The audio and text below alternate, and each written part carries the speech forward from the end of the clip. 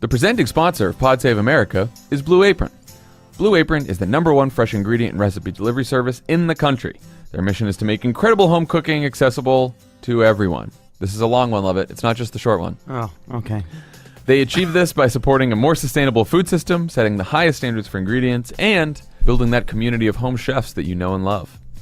For less than $10 per person per meal, Blue Apron delivers seasonal recipes along with pre-portioned ingredients to make delicious home-cooked meals.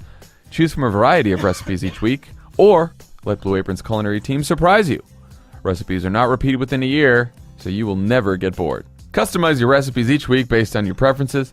Blue Apron has several delivery options so you can choose what fits your needs, and there's no weekly commitment, so you only get deliveries when you want them. Each meal comes with a step-by-step, easy-to-follow recipe card and can be prepared in 40 minutes or less. My instructions would have to include, go buy a fucking pot. Turn on the water. Turn off the water.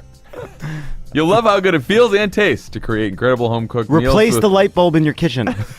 with Blue Apron. So don't wait.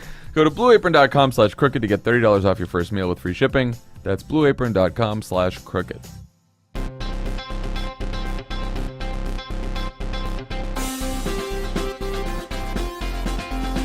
Welcome to Pod Save America. I'm Jon Favreau. I'm Dan Pfeiffer. On the pod today, we will be airing the interviews from our 2 live shows in Ann Arbor on Friday. The first is with Michigan Senator Debbie Stabenow, and the second is with Michigan gubernatorial candidate Dr. Abdul El-Sayed. Great interviews, both of them. So we will be hearing those after Dan and I run down the news. Good tour, Dan, huh? Did you have fun? Yeah, it was fun. It was great. And thank you to everyone who came out to see us. We had great crowds and really great questions from people. Our Chicago show is up as a bonus pod right now, so that's good. The other ones are up as, I think we have Cleveland up, and we have Madison up as well, and then now you're going to hear the interviews from Ann Arbor. So good trip, and we'll see everyone. So much content. So much content. So much. Speaking of content, Tommy's Pod Save the World. Tommy interviewed Eliot Cohen, who was a counselor to Condoleezza Rice during the Bush administration. He wrote a really interesting critique of Trump's foreign policy record from a Republican perspective. So they dig into that. They also talk about Eliot's views in Iran, North Korea, and what the hell it means to have a Republican or Democratic foreign policy worldview in the Trump era when everything is so scrambled. So go check that out. Crooked.com is just swimming in pieces right now. Dan Pfeiffer has a piece up on Crooked.com about Democrats' gun strategy, which is excellent, Dan. I read it last night. Thank you. Alyssa Mastromonaco, friend of the pod, has her inaugural piece up on Crooked.com this morning, as does Ben Rhodes. Alyssa's is about her West Wing and how a president should fill the role of president. And Ben Rhodes is on the Iran deal, which Trump is expected to decertify tomorrow, which we talked a little bit about at during some of our live shows. And of course, Brian Beutler is just churning out content left and right as our editor-in-chief. So lots going on Crooked.com. Check it out. Before we jump into everything Trump, I wanted to talk about the wildfires that are continuing to just devastate Sonoma County in California, just north of where you are, Dan, in San Francisco. I think the latest count is there's 23 dead and still hundreds missing, which is very scary. Yeah, it's Napa and Sonoma County and sort of north of the Northern California, right? And I can smell the smoke in my apartment right now. Oh, wow. Like, it's not physically close to here, San Francisco's not in any danger, so I'm not trying to imply that, but the wind is blowing the smoke into the city, and a lot of people aren't going to work or going to school because of air quality, and so it's a reminder of how serious these fires are. And so there are a lot of different ways that our listeners can help, from large charitable organizations to campaigns to help individual people, then helping animal shelters and other local food banks. And so as opposed to spending 30 minutes running down all of those, I will tweet out an article from Fast Company that has links to the local shelters and local organizations and national ones who are helping, because it's a really scary situation, and they are not making the progress because of weather reasons that they had hoped to by this point. And so it's a very scary situation for a lot of people who are displaced and whose property has been destroyed or is in grave danger. Oh, good. Well, check that out when Dan tweets that out, everyone. And should also say that in Puerto Rico, the death count there is still rising, and there are still way too many people who don't have access to electricity. In fact, most of the island, there's still way too many people who don't have access to clean drinking water. There was a report this morning that people in Puerto Rico are drinking from Superfund sites, which are toxic because there's not enough clean water. I mean, it's really bad down there. And of course, did you see Dan Trump's tweets this morning about Puerto Rico, just sort of out of the blue, where he said, "By the way, we can't stay forever. FEMA can't stay forever." Like, what the fuck was that? So, and then did you also see reports that the aid package for Puerto Rico is a loan? No. So we're going to help you, but you're going to have to pay us back $5 billion. Chris Hayes has been tweeting and talking about this, and I think it's really worth listening to what he's saying. Because guess what? No one's saying that any day now FEMA is going to leave Texas, Florida or Texas and Florida aren't being forced to pay back the money to repair their homes and give them free drinking water. But there's something unique about Puerto Rico that seems to irk Trump in a certain way. I'm not going to speculate about what it is, but it's something. Again, these are American citizens. They have all the rights of every other American citizen in every single state in the country. Just because Puerto Rico is a territory doesn't mean that these aren't citizens that have the same rights as the rest of us. So this is it's completely bullshit what Trump is doing, and we should not forget about it. And if you want to help Puerto Rico, go to globalgiving.org, and you can continue helping out the people there who desperately need help right now. So lots to talk about today in the news, all sort of swirling around Donald Trump. I think the theme of everything that we're about to talk about, Dan, is that Trump is not a happy camper right now. His legislative agenda has completely fallen apart. He has been president 9 months, and he has not had one single major legislative achievement, and he has been able to get nothing through Congress despite having a Republican majority in both the House and the Senate. He doesn't have a national security accomplishment to speak of. About 60-something% of the country think he's doing a shitty job as president. His approval ratings are lower than just about any other president in modern history at this point in the presidency. Just horrible press coverage, except for the MAGA media, Fox News and Breitbart. Everywhere else, even conservative outlets like National Review and Weekly Standard, just terrible coverage for Trump. And so he is angry.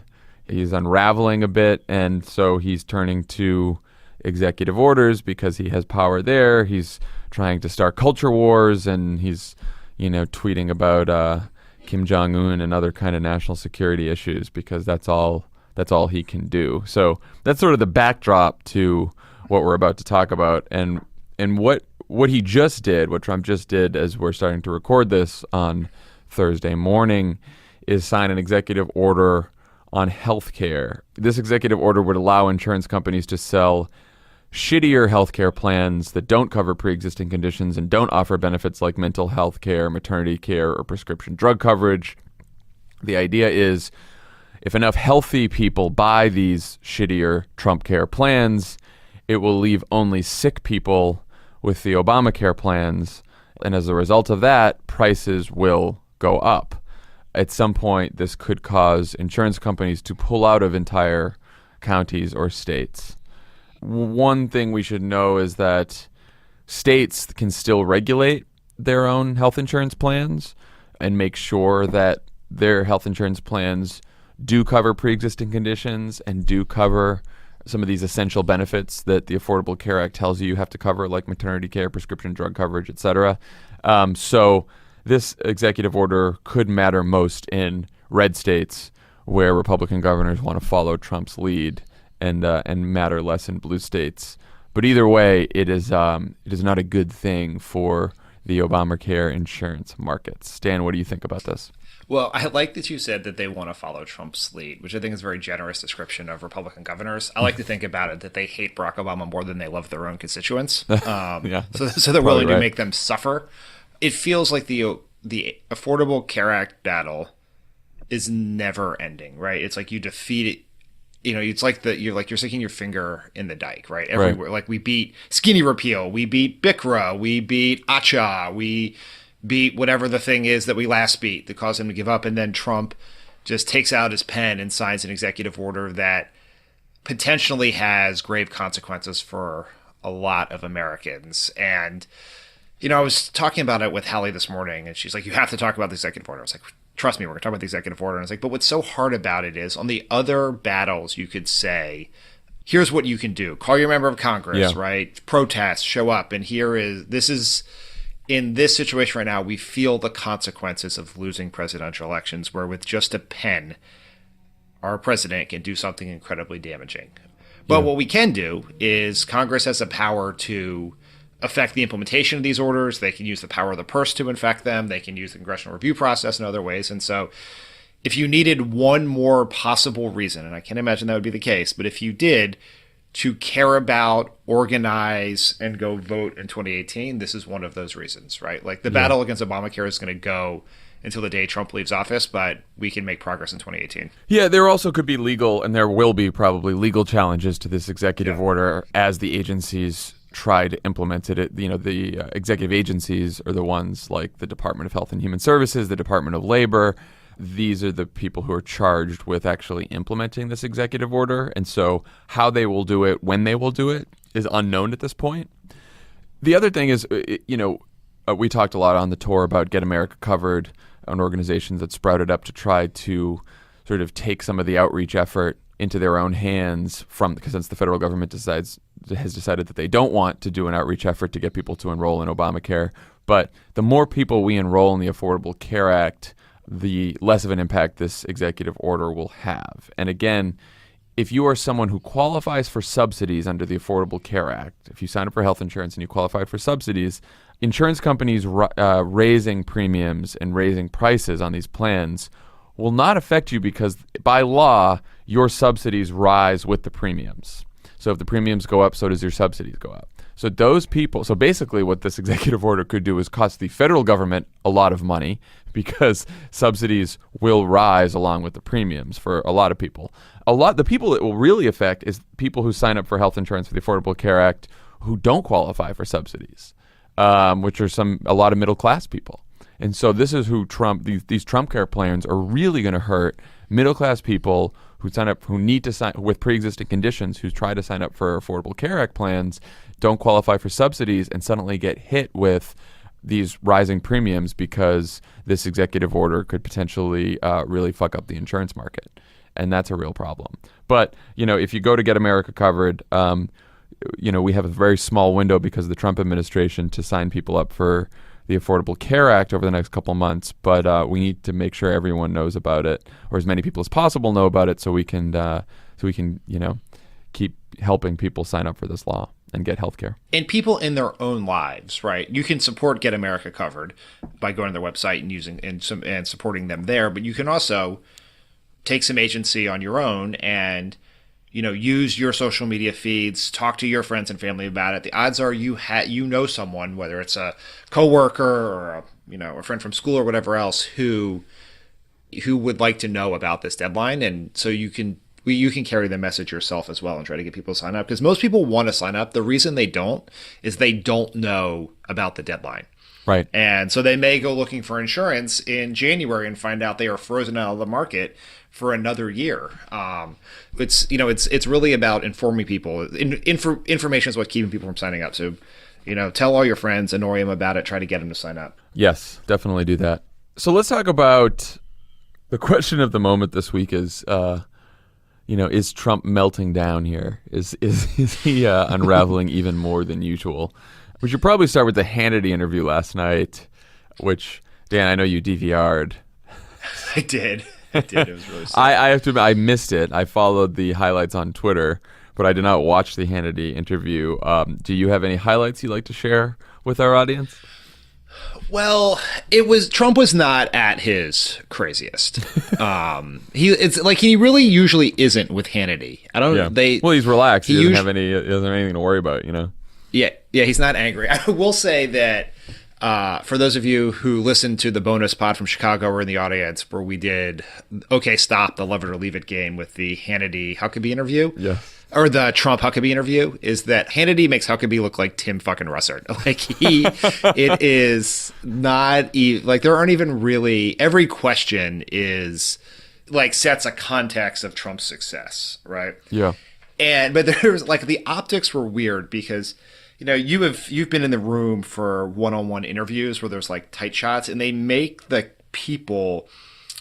interviewer and the interviewee sit super close together, right? Like almost where their legs are almost intertwined. Yeah, it's uncomfortable. But they did that on like this weird island in the middle of a huge crowd at this military base. I think it was an Air National Guard base in Pennsylvania. But so it's just like they're sitting, like their faces are right next to each other, which is I'm sure what Hannity wanted. And so that was weird. But some of the things that were, I mean, some of this is like patently obvious, but it's just interesting to see again because you don't really see Trump do interviews. He has absolutely no idea what he's talking about. Yeah. Like there's one point where he claims that we have halved and almost eliminated the national debt because the stock market has created value of almost that much, which those two things could not be less related. I have the quote here because this is the one part that I saw. So they borrowed more than 10 trillion, right? He's referring to the debt that went up during the Obama administration. So they borrowed more than 10 trillion, right? And yet we picked up 5.2 trillion just in the stock market. So you could say, in one sense, we're really increasing values. And maybe in a sense, we're reducing debt. But we're very honored by it. No, there is no sense that you're reducing the debt because the stock market went up, you fucking moron, in the words of Rex Tillerson. I will say there was one interesting... he railed about the media. He's very mad at Colin Kaepernick. Per usual, he and Hannity talked about African-American communities as if they were Fallujah, because neither of them have ever been to an urban community. Right. He said minorities want police protection more than anyone. Have you seen what's going on there? And they need it more than anyone else. And they need it more than anyone. Yeah. Okay. Yeah. But Hannity, push is the wrong verb here, but Hannity tried to tempt Trump into saying that he would require the wall for helping the Dreamers, and Trump would not take the bait on that. And interesting. Actually made a case for the Dreamers, like 800,000 people. Many of them don't even speak the language of the country they're from because Trump said they'd never been there, which doesn't make any sense. But his point, I think that's actually just misspeaking, was, the point that we've made for years and President Obama made is that they left when they were small children. They've been living in the United States their whole lives. They're American in every way but their papers. But Trump he actually defended the Dreamers in a way that was, it was, I think, telling of how we ended up with the original Egg Foo Young deal. And then the last thing from that is there was a discussion about... Is that what we're calling it? We're calling it the Egg Foo Young deal? I went with that. I was trying to find the appropriate term. I mean, it's taken me a month to get to that, so it's like it's really like a jerk store sort of situation. But he also, when they talked about Republican senators and John McCain in particular, the crowd booed viciously. It was just really interesting, which goes to sort of really got him whipped up versus Trump. Yeah. I mean, he didn't have to do the crowd was very calm for this whole thing. It was like it's a studio audience basically, and when he brought up Republican senators and John McCain, they just started booing to a point that was like even striking for Trump. I think. Man, this is getting like a North Korean rally here. Jesus. Yeah. Also, the commercials on Fox are. It's like there's a whole gold? alternative.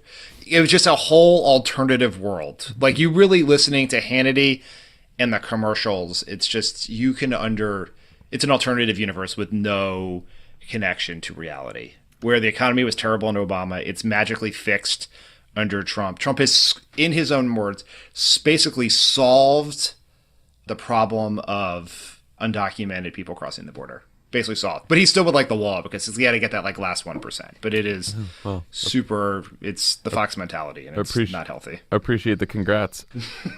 So his interview with Hannity comes after he had quite a day yesterday after an NBC report that during a Pentagon meeting in July, the military presented Trump with data that showed how our nuclear arsenal had fallen from 32,000 warheads in the late 60s, when we were in the middle of a Cold War with the Soviet Union, to 4,000 warheads now. And apparently Trump responded in the meeting by saying he wants us to go back to having 32,000 warheads. Lovely. Secretary Mattis later denied that Trump, quote, called for a tenfold increase in our nuclear arsenal, which more of a non-denial denial. since Yeah. what Trump really said is that he, quote, wanted a tenfold increase. He didn't actually, the report was not that he called for it. Very specific use of a verb. Right. And of course, we should tell everyone that this whole episode, this report, this was the episode that led Rex Tillerson to call Trump a, in quotation marks, fucking moron. First of all, what did you think of this report? I mean, it actually did not surprise me. You can because Trump doesn't know anything about policy, history, governance, national security. He knows nothing about any of this. Nothing that has not been on Fox and Friends in the last month. That is the entirety of his knowledge. He doesn't read his briefings. He doesn't listen really during staff meetings. He doesn't know anything except for what he sees on television. So if you show someone like that a chart that shows the United States with all these warheads back in the 60s and many less warheads now, the most basic thought is, why don't we have more? I don't understand. More equals a stronger country. More equals greater defense. So we should have more, right? I mean, it seems very obvious that he would have that reaction. Yeah, I'm not surprised by this. I guess I'm surprised that this was the point that caused Tillerson to call him a fucking moron, because this isn't even near the dumbest thing Trump has said privately or publicly in a very long time. And it's fairly consistent with his own general ignorance about foreign policy and national security and his simple-minded approach to the world of more is better, right? Whether it's nuclear weapons, whether it's gold toilets, whatever it is, more is better. It's just so dumb. Like, I don't even know what to think about it. Like, how many times does he want to destroy the world? Did he see Armageddon too many times and thinks this is part of our asteroid contingency plan? I just don't know what he's thinking other than more is better. It's very scary in the sense that, like, you don't see him as some, like, authoritarian bent on destroying the world and, global dominance and stuff like that. It's just a very dumb person or ignorant person. Yes. Maybe there's some inherent intelligence that he hasn't, There's this debate, is he a real moron or not? Whatever the case, he's ignorant. He's ignorant of all facets of U.S. policy, of all facets of government. He doesn't know anything about any of this stuff. He hasn't bothered to try to, and he's been on the job 9 months. He hasn't bothered to try to learn any of it. He doesn't care, Yeah. And two things. One, as you remember, I guess it was yesterday or the day before, he challenged Rex Tillerson to an IQ test because his IQ would certainly be higher. Yeah. I'd take him up on that, Rex. Yeah. Yeah, I think you're going to win that one, buddy. And then it does make sense. Like, I mean, Trump really is the lab rat who would get confused in the maze, which is like he only thinks in very straight, like he doesn't understand context or nuance. And so if in his mind, if he goes to Department of Defense and says, present me options for war with North Korea. And they're like, one option is we do these strikes and then we send in troops and there's a conventional approach, which includes casualties, of American soldiers and takes longer. And then someone's like, or you could nuke the entire country in one day. Right. He would he can't think beyond that moment of like, well, if you do that, the entire world will reject America and it'll have all these other consequences. And the simplicity of the nuclear war you can see why that is appealing to him, which is fucking scary. Not a lot of cost-benefit analysis going on there. So Trump responded to this NBC story twice on Twitter and once in the Oval Office. On Twitter by threatening NBC and the media in general, tweeting that their, quote, license should be challenged and possibly revoked. In the Oval, when he was asked about this, he said that it is, quote, frankly disgusting the press is able to write whatever it wants to write. Which is, sort of the whole point of a free press. I don't know if he understood that. Now, this is, of course, bullshit. People should know there is no single license for NBC or any other network. Licenses are granted by the FCC to individual local stations. NBC doesn't even own most of the stations that broadcast its content. The FCC makes these decisions about giving licenses to local affiliates. The president does not make that decision. But by nighttime, he had, Trump was encouraging people to challenge their local stations' licenses, which is a thing that you can do, and you can complain about it to the FCC. This is very Nixonian. Apparently, Nixon did this when a friend tried to take over a license held by the Washington Post and failed back when Nixon was president. All these threats led to, everyone freaking out about, Trump being an authoritarian, stepping on the First Amendment, which he clearly did by tweeting this. Ben Sasse, conservative Republican senator from Nebraska, tweeted at Trump to ask whether he was recanting his oath of office by refusing to defend the First Amendment. He joins Bob Corker in sort of sounding the alarm about, the dangers of President Trump this week. Now we have two conservative senators in the Republican caucus trying to sound the alarm about this guy, and we're all just sort of moving on like it's no big deal. Dan, what did you think about this? Is this a real thing we should be worried about? Is this just Trump venting? Is it somewhere in between? I guess there's a couple ways to look at this. One is Trump actually wants to find a way to restrict the free press in this country. That's option one. If he could wave a magic wand, he would do it. 100%. Two is he wants, or he's just angry, right? So it's not even, he's just banging his head against the wall because that's all he can think of. He's just an angry tweeter, like all the eggs out there. Yeah. Or three is, this is part of a quasi strategy, because it's not even strategy, not the right word. It is a tactic, I guess, that Trump does periodically, which, if you believe this theory, is that Trump knows that the press loves nothing more than to cover itself. And right. So he's got all these other problems happening, with Rex Tillerson, with Puerto Rico, with failure, just failures up and down his government. Ryan Zinke in big trouble right now. A bunch of other people being investigated for charter flights, Russia collusion, Mueller. But if he seems like if he gets in a fight with the press, that will be a dominant story. Yeah. I don't know that we have to pick among those. I think they're probably all somewhat true. I think we always say don't try to force, view Trump's actions through strategy. They're more temper tantrums. But I do think the one thing he is good at and does understand is how to make the press do what he wants them to do, right? He sort of gets that dynamic. It may be more instinctual than intellectual, most certainly. But the other takeaway is that Trump, the people were like, is this mean Trump is an authoritarian? Yes, Trump is an authoritarian. He's just an incompetent authoritarian. So he can't actually execute. There's some things he can't actually do, like he can't really remove NBC's license, but the president has lots of power, too many powers probably to enact their will, force their will on the country. But Trump is just so bad at it that he's just an ineffective authoritarian. The feckless despot. That's Trump. Feckless despot. Oh, I think we might have hit on something there. There you go.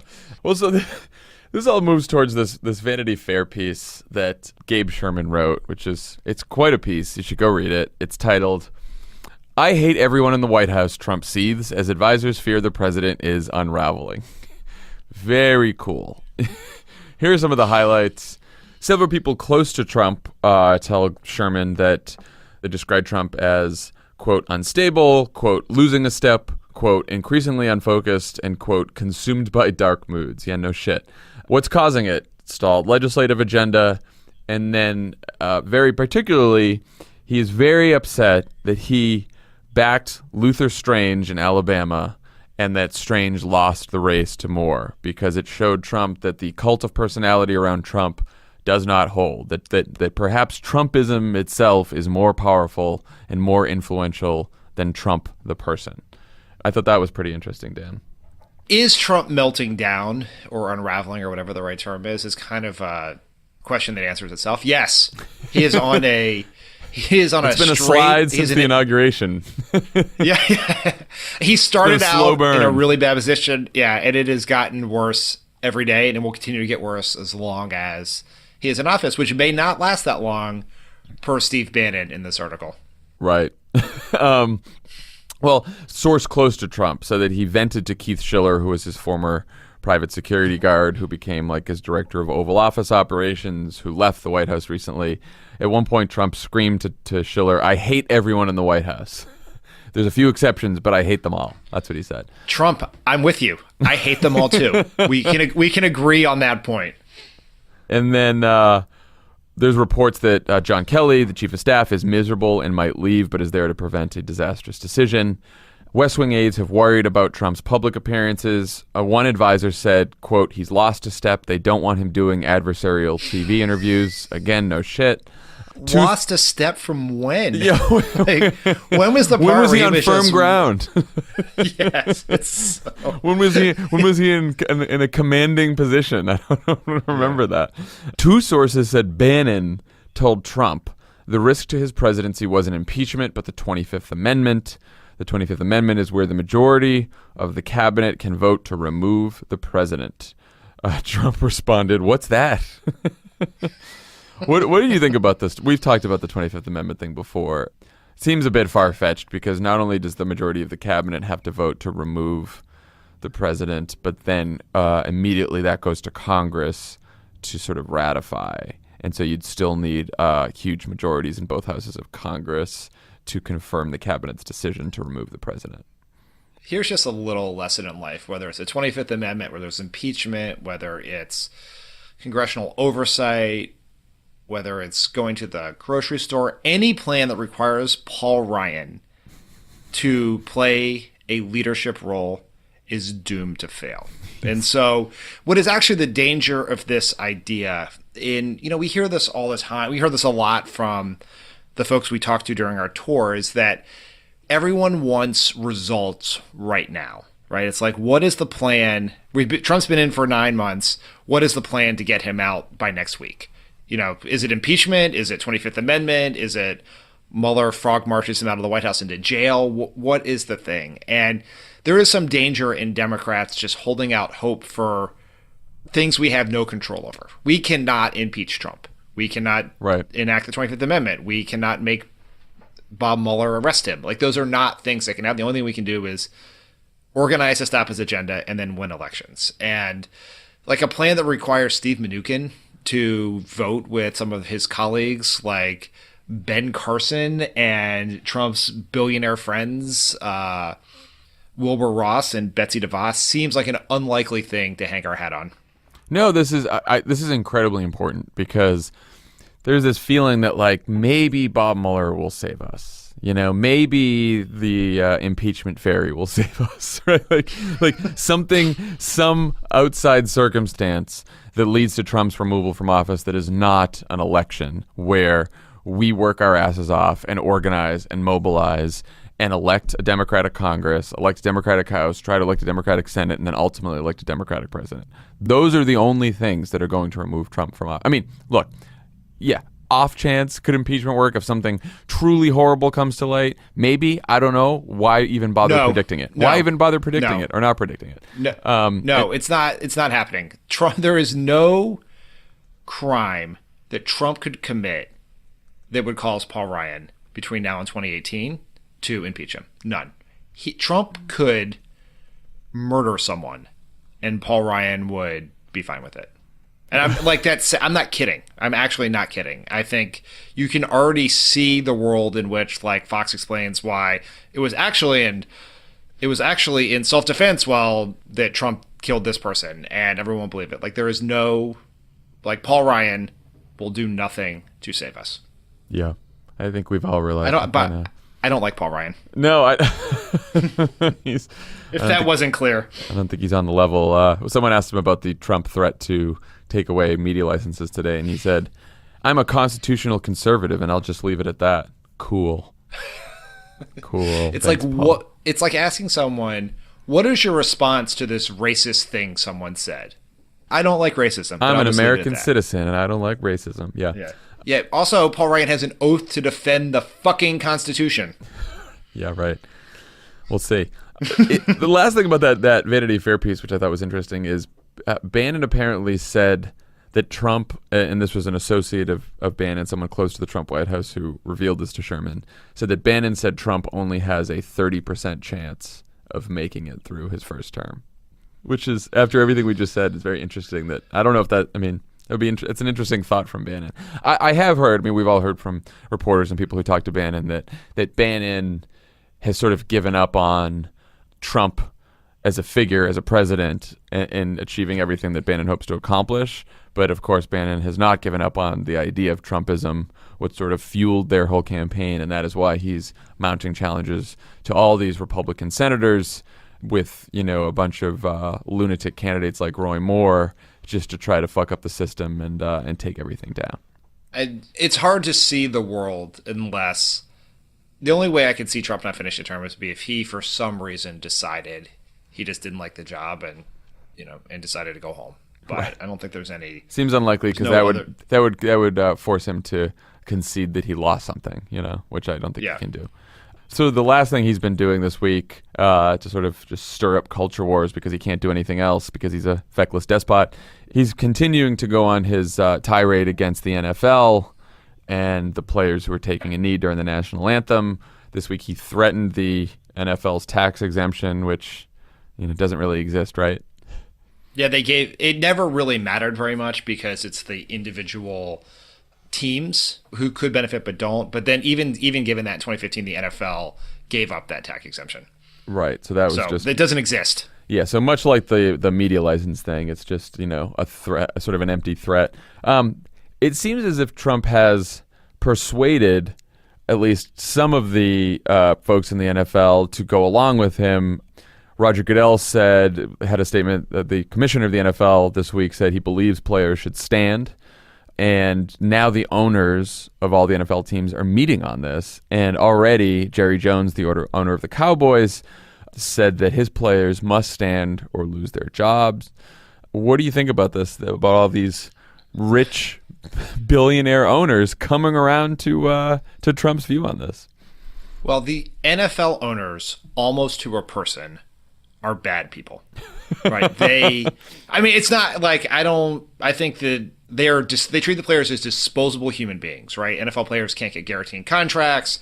They, for years, just, up until there's public pressure, would just roll them back out on the field no matter how many concussions they had, and there was this moment where we all like the owners because they all for one Sunday kneeled with the players. And then a good portion of them gave over $1 million to Trump, either through the inauguration or other means. And so that was like one moment in time. And I think they definitely got some blowback, and have reacted to it. I can imagine Jerry Jones, who is a Trump supporter in Texas, got blowback. But the thing that is, I guess Goodell had said previously that he thought they should stand. Yeah, I saw that. Like that was his personal view, so that wasn't a new thing. I thought it was a mistake for the NFL to announce that they were going to address this. The NFL has not made a policy decision on this yet, but they're going to meet to discuss it, both players and owners. But it was a mistake to make the announcement that was coming on the same day that Trump threatened their mythical tax exemption, because it just seemed like they were doing what Trump wanted. And of course, this is why you can never try to appease Trump. Is as soon as they did that, Trump tweeted out that Roger Goodell in the NFL was finally doing what he told them to do. So it just makes their problem worse. Like, you're almost better just ignoring Trump in the situation and just doing what you think is right. I just don't really understand. I think Roger Goodell is 100% wrong in his opinion that people should stand. I think both, yes, he may have that personal view, but as the commissioner of the NFL, a league with a majority of African-American players, he is making the situation, trying to make them all stand for, when not protesting the national anthem. They're protesting police violence and systemic racism in this country, something that gets lost a lot in this debate. As Fox News, and you heard this in the Trump Hannity interview, was trying to turn it into disrespecting soldiers who died fighting for this country, which is an absurd, that is a very legitimate point of view for individuals to have. You could make a decision that you believe the national anthem represents that and is right, so you should stand, but it is a bad public policy to say that you cannot express your opinion. It's a First Amendment right. This is fucking ridiculous. Also, the owners don't have as much leverage as they think. If Dak Prescott or Ezekiel Elliott of the Cowboys, the two most important best players in that team, if they knelt on Sunday, Jerry Jones is not firing those people. That is not happening. No, I hope a player calls him out. Yeah, this comes down to the players, and in that meeting, you said it's going to be, Goodell and the owners and players too. Like the NFLPA, the Players Association, which is the union that represents all the players, like they've got to stand up pretty strongly on this. You know, like they cannot allow this to happen, and the players have to be united in this, and that means white players, that means black players, that means players who have knelt, that means players who haven't knelt. Whatever you believe, you can't allow the owners to push you around on this one. Let's all enjoy fucking, you know, Sunday in the NFL without any players. Maybe the owners can just run around on the field themselves. I mean, give me a fucking break, you know? Like, it would be the really players have all the great. leverage here. Like Colin Kaepernick has been, you know, targeted and penalized for this. And if anyone who watches Sunday football knows that Colin Kaepernick should be in the NFL right now. There are a lot of very bad quarterbacks playing football right now. But it would be really great if star players, either white or black, were more powerful than the NFL and their individual owners did something about this, right? Whether it's Aaron Rodgers or Tom Brady or J.J. Watt, who I know is injured, or Dak Prescott or Ezekiel Elliott, or, you know, any of the most famous, recognizable NFL players who would make it very hard for the NFL or their team to penalize them. Trump said in his Hannity interview, it was like, basically, if Goodell had just suspended Colin Kaepernick for a game or 2 games when he first did this, then none of this would have happened, which I think is a pretty stupid way of thinking about it. You know, the last thing on this is the NFL's in a tough situation because there's that poll, you know, we saw that poll yesterday that showed that now Republicans view the NFL more unfavorably than Democrats view Fox News. And that is a dramatic change in a short period of time. Yeah.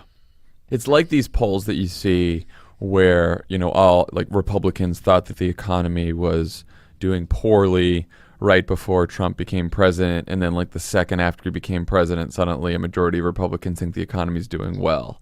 And, you know, nothing substantively changed in the economy in the couple weeks since between the election when Trump was inaugurated, but suddenly they just have a positive view of how everything's going.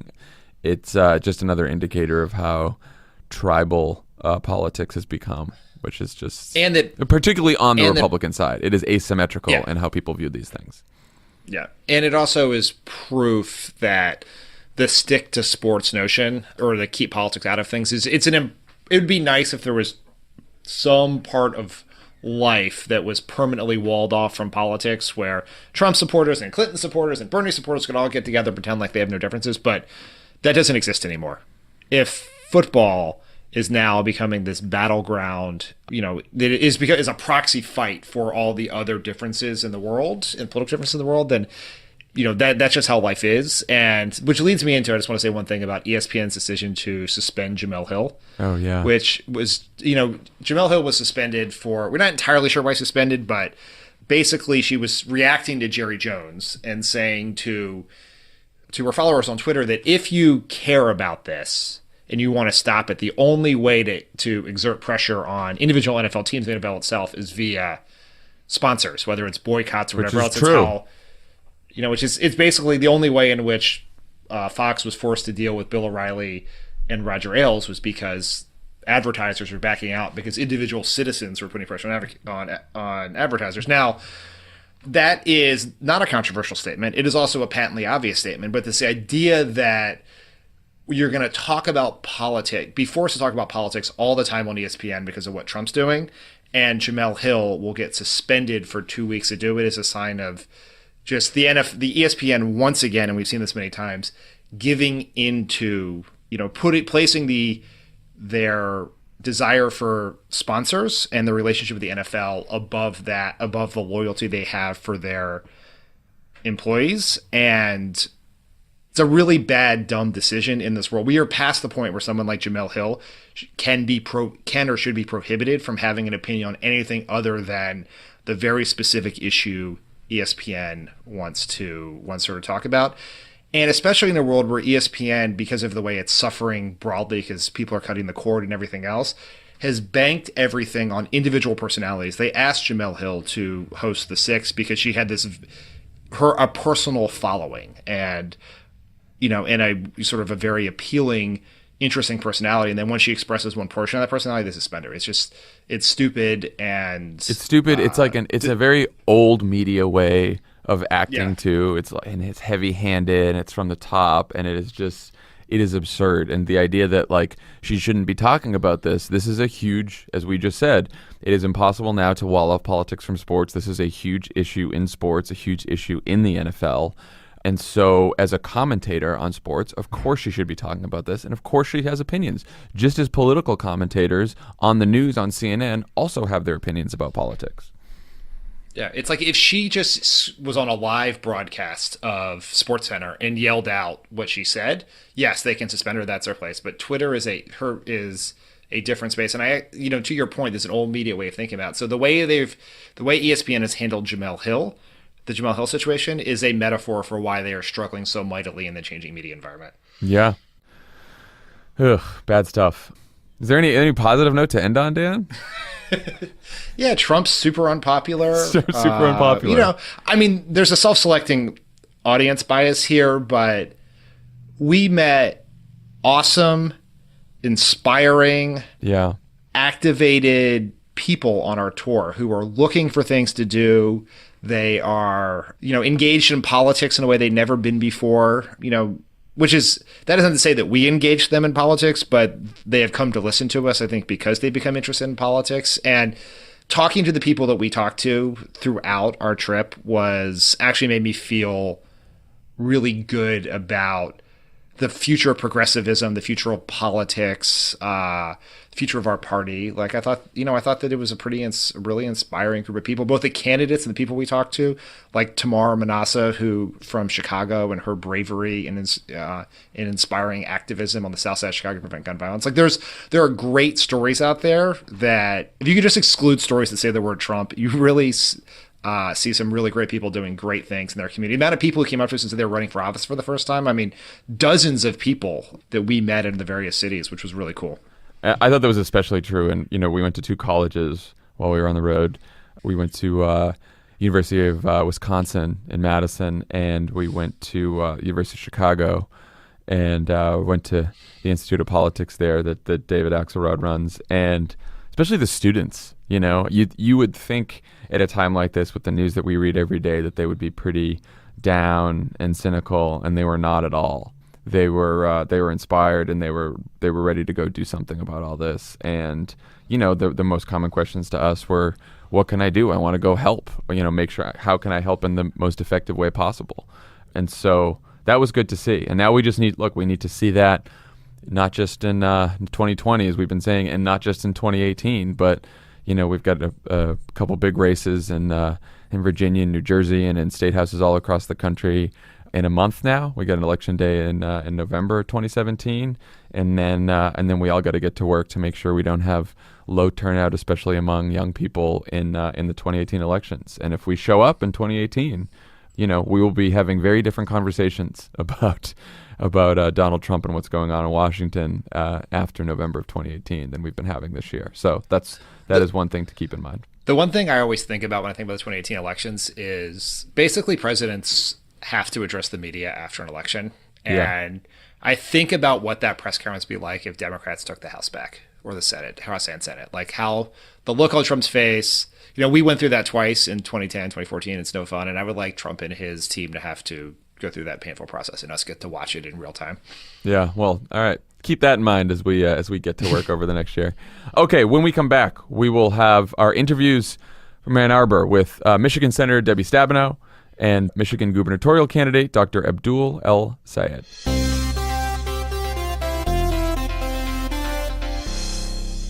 Pod Save America is brought to you by Upside.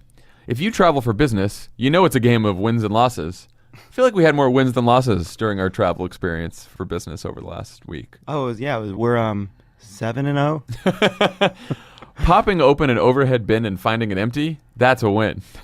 Sleeping through a wake-up call, love it, that's a loss. Oh, well, that could have been also, but maybe it's more like throw caution to the wind and like live in the moment. You needed that sleep, and things will fix themselves. That's a good way to think about it. Buying your business trip at upside.com, that's not just a win, it's a triple win. You want me to go through the 3 wins, Lovett? As fast as possible. Win number 1 is Upside has the absolute best available prices for flights, hotel, and rental cars. Okay, that's we knew one. that. Win number 2 is that Upside will reward you with a gift card to places like Amazon.com, where you buy all your clothes every time you buy a business trip. Cool. And win number 3 is the amazing 6-star treatment you'll get from Upside's customer I think service they've been adding specialist. stars week to week. 6 5 weeks from now, we'll be back. And number 3 is the amazing 34-star treatment you'll get from 11 Upside's stars. customer service specialist, who they call navigators. One recent Upside customer was called away for an emergency meeting and had to miss his wife's birthday. So a navigator sent her flowers to try to help ease the disappointment. And then what the navigator should have done is say, hey, dude, how important could this meeting be? On your deathbed, no one ever says, I wish I spent more time using the navigator from Upside. I'm going to start your Upside 6-star treatment right now. Go to Upside.com and use our code CrookedMedia, and you'll get a minimum $100 gift card to Amazon.com. That's code CrookedMedia for a minimum $100 gift card to Amazon.com when you buy your next business trip at Upside.com. Upside.com. You deserve a better business trip. Minimum purchase required. See site for complete details. Won't save your marriage. Okay, our first interview in Ann Arbor was with Michigan Senator Debbie Stabenow, conducted by Dan and Anna Marie Cox, who was on the road with us for all of the Ann Arbor shows. So here it is, our interview with Debbie Stabenow. We are so grateful to be joined by your senator, one of the leading progressive voices in the Senate, and a real champion for Michigan, Senator Debbie Stabenow.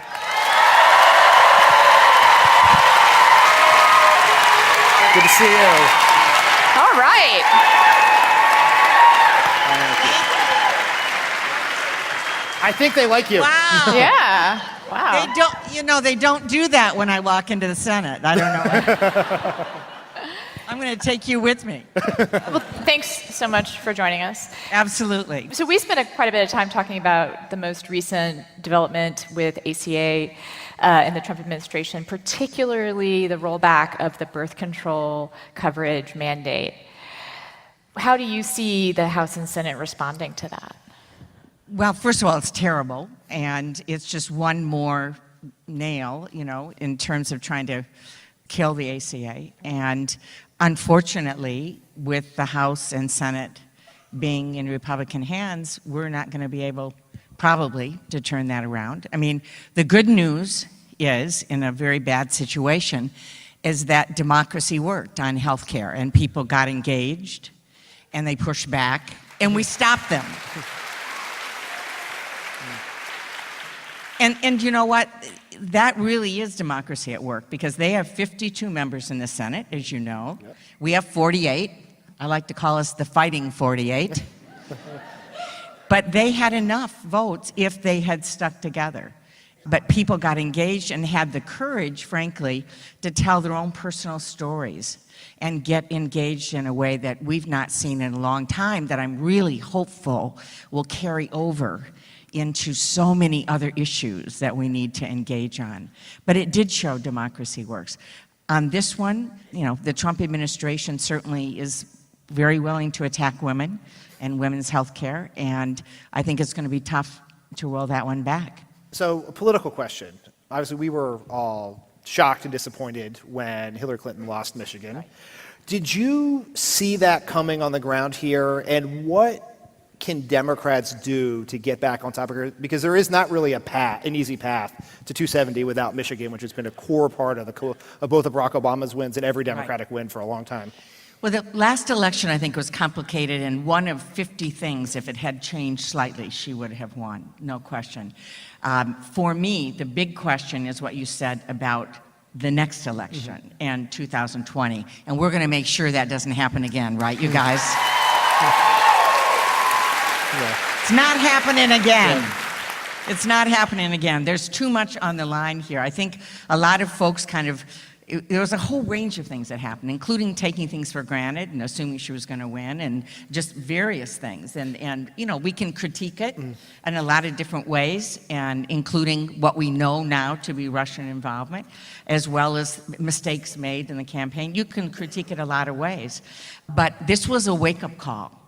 This was a wake-up call for all of us in our country about the importance of being engaged and involved and not taking for granted that we can stay home and not vote or not be engaged. I want to apologize if something you've already addressed. We joke sometimes about news breaking when we're up here, but you're one of many Democrats that got a donation from Harvey Weinstein. So have you decided what you're going to be doing? No, absolutely. In 2012, he donated to me. We're sending it back to the domestic violence shelter. Yeah.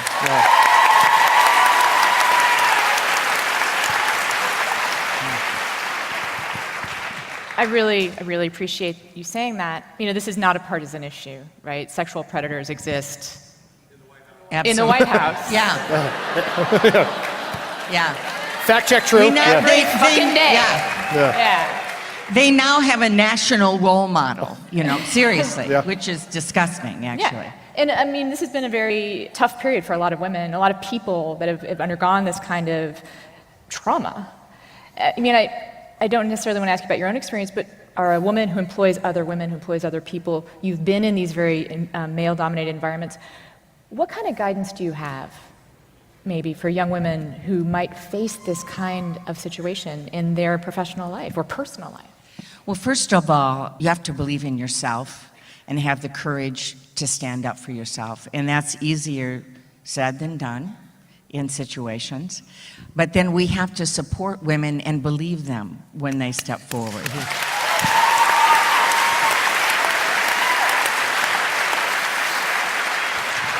Another contentious issue coming up in the Senate is tax reform. And, you know, how are the Democrats going to fight back against the Trump tax plan? How would you tell the people here why this tax plan matters? Everyone understands why repealing the ACA matters, because taking out the why does tax reform and lowering the corporate rate and all the other things we're talking about, why does that matter to the people in the audience here today?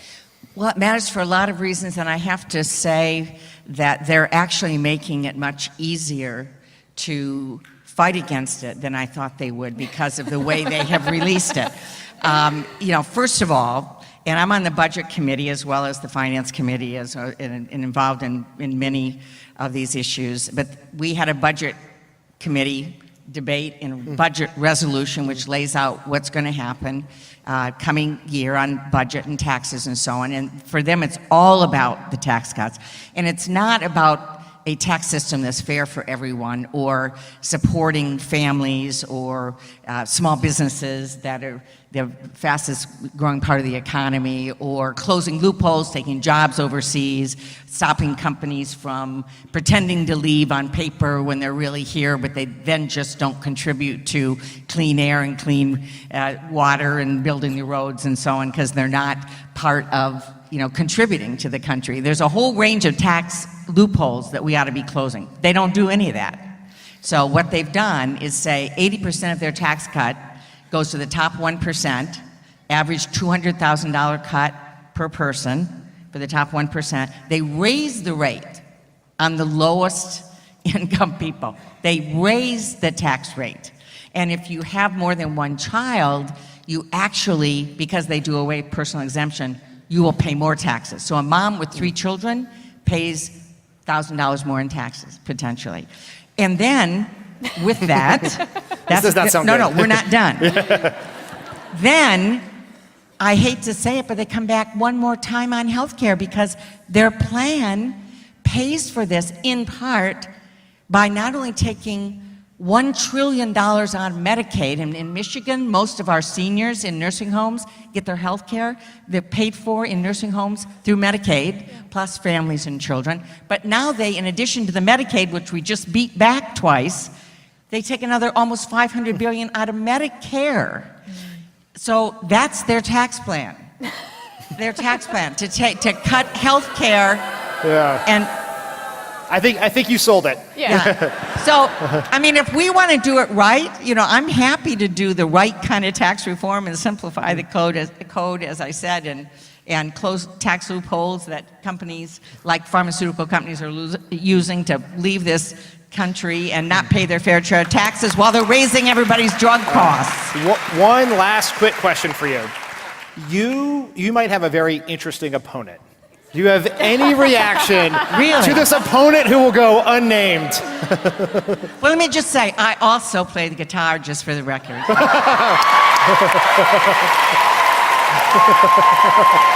that how you're going to... I actually worked my way through college playing acoustic guitar, and All right. so We may have to have dueling guitars depending on what this happens here. But we'll wait and see. We'll wait. I love music, and we'll wait. It could be very musical fall election. All right, well, we will watch it very carefully. Senator Stabenow, thank you so much for joining us, and thank you for everything you do.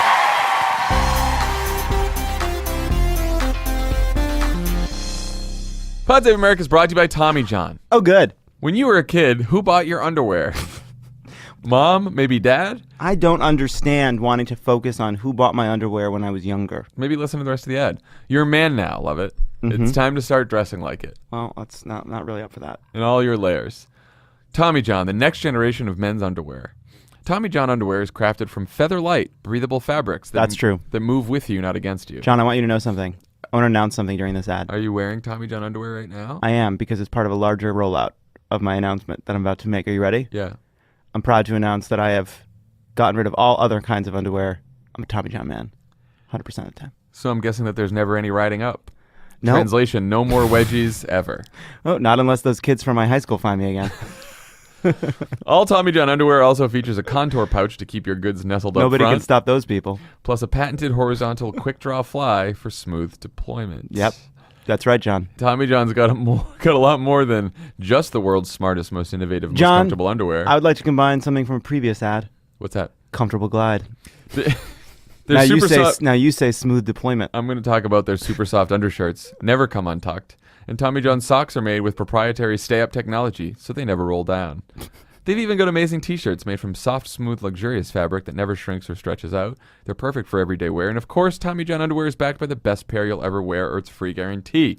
With over 3 million pairs sold, you've got absolutely nothing to lose.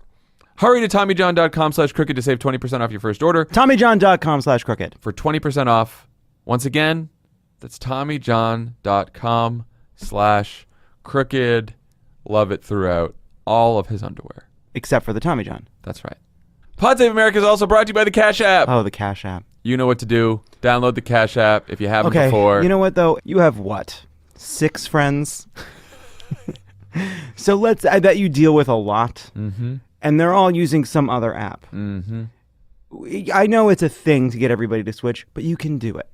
You can do it. We're switching to the Cash App. And when you do, you're going to have them download it. They're going to put in the code PODSAVE. $5 is going to go to your friend right in their pocket. And $5 is also going to go to the IRC, which is the International Rescue Committee. They're helping refugees all over the world.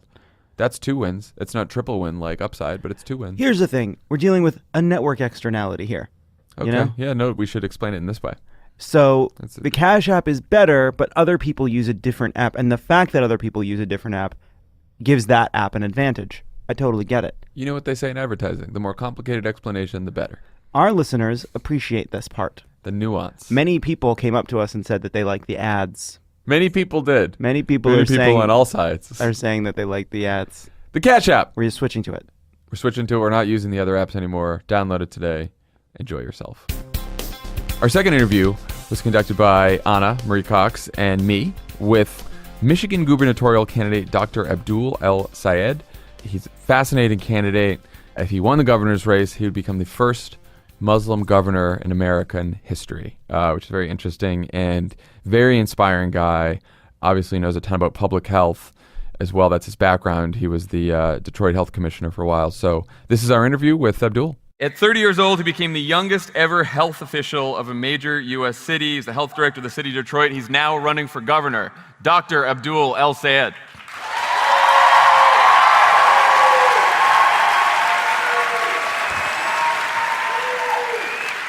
Okay, so you were the public health director for the city of Detroit. What made you decide to get into politics? Why did you decide to run? It's the first time you've ever run for office, right? Yeah, I was never supposed to run for office. I wanted to be a doctor because I loved people, I loved science, and I had this opportunity to come home to Detroit to rebuild the health department that had been shut down by emergency management, state takeover of the city's finances. And I was rebuilding it. We were doing things that were uncommon for a health department, building programs to guarantee kids access to glasses free of charge delivered at school, standing up to some of the biggest corporate polluters in our state, making sure that they were accountable to the fact that children in Detroit have triple the likelihood of being hospitalized for asthma than the rest of the state. And after we heard about Flint, we realized that I had just finished inspecting the schools. I saw things like mice dead in the corner, some state of decay because they hadn't been cleaned up, kids wearing their coats until 11 a.m. Because the boilers in their schools didn't work. And we realized in that moment that it was possible that our kids could be exposed to lead. So we got to work. We put together the country's first citywide protocol to have every single school, daycare, and Head Start tested for lead in the water. We tested all 360 schools. We tested all 360 schools, and we did it in 6 months. But that was a bit of a wake-up call, right? I'm rebuilding an agency that had been shut down when the state took over the finances for the city, watching as the same system of emergency management was poisoning 9,000 kids in a city with a profile very similar to ours. And I thought about the kids that I got to interact with day to day at the health department, the people that I came to work for every day. And I asked myself whether or not I could persist answering one agenda item on someone else's agenda or resetting the agenda in the state around the things that should matter most, which are whether or not we are empowering young people to live the kind of dignified lives that every single kid deserves in this country. And so in that moment, I think it became pretty clear. And I'm also watching as Donald Trump is rising to power at the federal level, taking ideals that to me are at core of who we are as a country and throwing them in the mud. And I was privileged to grow up in a family where my father was an immigrant from Alexandria, Egypt, and my mom, who raised me from the age of 3, my stepmom, she grew up in a place called Gratiot County, Michigan. Anybody from Gratiot County? Anybody? All right. That gives you the point there. And so I grew up in the house built by Muhammad and Jackie. And so I know that our country is big enough for all of us. I know that immigrants come here believing in the kind of society where their kids can grow up and do things like run for governor. And so, how dare we take that away from people? And so in that moment, I realized that there was a responsibility to stand up, and it's been an incredible journey so far. So this radical idea of applying science to political problems, I almost feel like, it's probably always been true that the public health lens is useful to view political problems with, but right now we're facing a couple of things in the news and the headlines right now that seem like they need a public health lens: the opioid epidemic and gun violence. What kind of thoughts do you have about you're bringing what you know about public health to those two problems? Yeah. I know Michigan, actually, let's talk about opioid epidemic first, because I'm sure these people know. 11 million prescriptions for 11 million people. Opioid deaths have now outpaced both auto accidents and gun violence. What do you do from a public health perspective as governor? Yeah. So my wife, if I don't see her here, but you see a beautiful, there she is, beautiful woman walking around with a very, very obtunded abdomen, 8 months pregnant. She's a psychiatrist, and so there's not a day that goes by that we don't talk about the ways in which the opioid epidemic is fundamentally tearing apart the fabric of rural communities in Michigan. And a lot of this has to do with a system that helps to create the means within which you have a lot of powers that be, corporations, large hospital systems, insurance industries, that create systems where incentives drive certain behaviors. And what public health shows us is that the circumstances that people live in have everything to do with the environment in which they live. And you drive from Ann Arbor, which has the highest life expectancy in the entire state of Michigan, to Detroit. It's about 45 minutes. In that drive, you also drive about 15 years difference in life expectancy. That has nothing to do with differences in biological mechanisms, has everything to do with access to a very basic set of resources. So when we talk about the opiate epidemic, one of the big challenges that we have is, number one, I think the House of Medicine has a lot of blame here. Physicians have not been as responsible for the consequences of this as they should be. We have the makers of opioids. I was going to say, do you take on pharma? Absolutely. Look, the makers.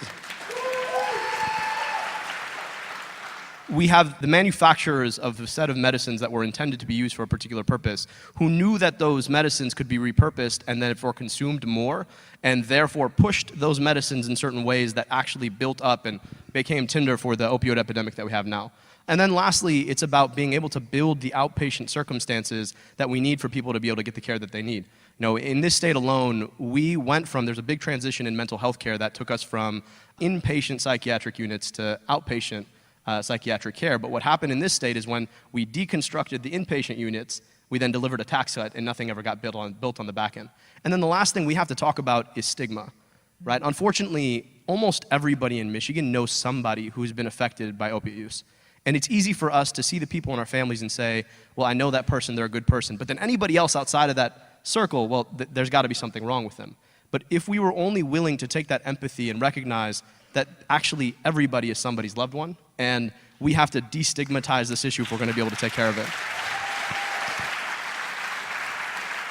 So you've said that you have family who voted for Trump, and that they did not vote for Trump because of some animus from Muslims. They voted for Trump because they felt he was at least speaking to an experience that they faced. Talk about that experience. So one of my favorite uncles, born and raised in Gratiot County, voted for Donald Trump. He and my aunt, and just amazing people. I mean, this is the guy who showed me the beauty of a mustard pretzel. I don't know if you ever had one, but it's like its own meal in a pack. I mean, he's not somebody who hates Muslims in any way, but this is a guy who drove truck, and in 2008, when a lot of the small businesses in Michigan took a hit, his did too. And he was in a position where he had to lay off people who he knows and loves, whose kids he knows and sees, who he feels deeply responsible to as a proprietor of a business. And since then, the last 10 years, if you talk to establishment folks on either side, they say, well, the economy's back, right? Don't you see that stocks are trading at record highs? It must be that the economy's back, except for if you look at what happened in the intervening 10 years, if you look at statistics that people feel in their pocketbooks, things as simple as labor participation or real wage, they're not back. And so when you talk about his felt experience and the people around him, nothing has gotten better. In fact, it looks like it's getting worse because it's stagnated for so long. And so he seemed, in the general, to feel like he was between a rock and a hard place. Somebody who seemed to be talking to people like him and saying all kinds of other crazy stuff, or somebody who didn't seem to care at all, right? However fair that is. Who's who? And so he voted for Donald Trump. Right. And the good news is he's going to vote for me. How does he feel about Donald Trump now? Yeah. I mean, I think he's disappointed. But here's the frustration that I have with the conversation that we have about that individual. It's that every time we talk about him, it almost seems like people on our side of the aisle want to be like, gotcha, don't you see, you made a mistake. And at the end of the day, there's no empathy there. If we really truly want to inspire people to see the world the way that we do, we have to understand the way that they see it in the first place. And if you're reacting out of the kind of frustration that my uncle was reacting out of, it doesn't help us to then be like, see, you're an idiot, right? That's not a fair conversation. The fair conversation says, listen, hey, I get your pain. I understand that you're frustrated. Now let's talk about how we can focus on the problems that you face and then posit a set of solutions that actually seem to actually be able to solve the problems.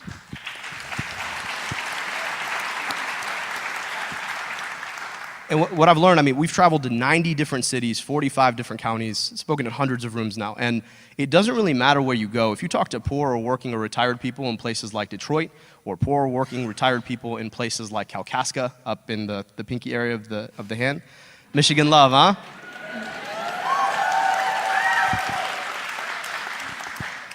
People are talking about the same problems, right? They're asking very simple questions. How do we unlock the economy for people who seem to have been locked out for a decade?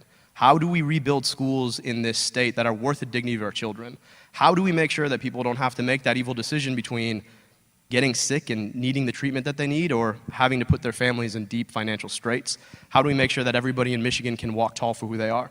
These are questions that unite us. And in this state in particular, we sit on 21% of the world's fresh water. And it seems like we're told that we can either have our economy or we can have our environment. We can't have both, right?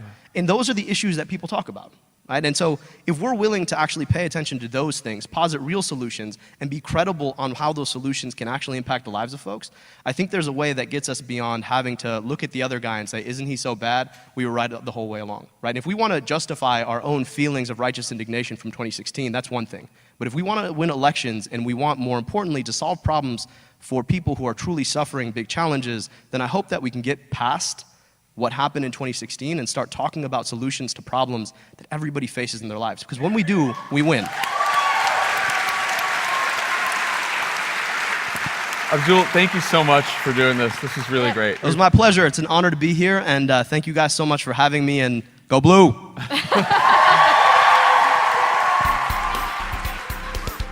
All right, those were our interviews with Senator Stabenow and Abdul El-Sayed. Hey, Dan, it's Lovett. Lovett's here. Oh, I've spent so much time with you. I really felt it was like Phantom Lovett would not have you around these last 2 days. I just wanted to say one thing, and this is what I wanted to say. Don't you think it's strange that Donald Trump could have gone the other way on the NFL and chosen the Republican issue? Because he started out by talking about how they won't let them hit each other anymore and they're trying to make football weak. I feel like he backed into this. That's not a culture issue, though. That's Wasn't not wor- as clearly Republican. It didn't work. It didn't work. Anyway, that's Lovett, all I I thought wanted your to say. tweet about liberals getting the NFL and the divorce was top notch. Oh, you know what? I thought it was fine here we too. go, I here thought we it was go, fine here too, we Dan. go. I literally said it out loud to John and Tommy. Got You a did. got a That's true. mild response. I thought, you know what? We That's chuckled. No, we I think it was a pretty hearty laugh. Yeah, you guys are an easy laugh, and so I tweeted it. I tweeted it, and then all these people responded saying I stole a joke. You know what? I didn't steal a joke. I just had an idea that someone else had because maybe it wasn't that original. Maybe that's my sin. Anyway. Lovett, I thought you'd learned the lesson about fake news better. You brought up the controversy here. Now it's a whole thing. You should have just said that Leo was barking, and you could have done more for your... You know what? Well, I was distracting with Leo barking. who makes it this far? Got a big love it or leave it tomorrow. There we go. We got a big love it or leave it tomorrow. All right, everyone. We'll all talk to you soon. We'll talk to you on Monday. Love it or leave it over the weekend. It's great. Goodbye. Bye, guys. Bye, guys.